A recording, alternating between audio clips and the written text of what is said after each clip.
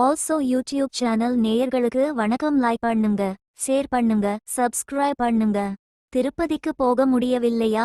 இதை மட்டும் செய்யுங்க. திருப்பதி பயணம் செல்வதை பலரும் சுற்றுலா செல்வதாக சாதாரணமாக கருதி சென்று வருகிறார்கள்.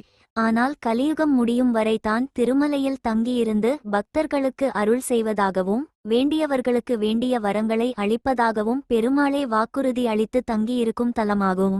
திருப்பதியில் இன்று பல அதிசயங்களை திருமலைவாசன் நிகழ்த்தி வருகிறார் என்பது பலரையும் ஆச்சரியப்பட வைக்கும் தகவல்தான். அப்படிப்பட்ட புண்ணிய தலத்திற்கு சென்று வருவதற்கான வாய்ப்பை பெறுவதற்கு என்ன வழி என்பதை இங்கு தெரிந்து கொள்ளலாம்.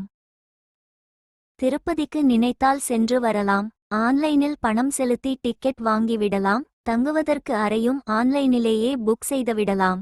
கார், ரயில், பஸ் என எதில் முடியுமோ அதில் வசதிக்கு ஏற்றது போல் பணம் செலவழித்து சென்று வரலாம். இதெல்லாம் ஒரு விஷயமா என பலர் நினைக்கலாம். திருப்பதி செல்வது வேண்டுமானால் சுலபமாக இருக்கலாம். ஆனால் ஏழுமலையானை தரிசிப்பது என்பது அவ்வளவு எளிதான காரியம் அல்ல.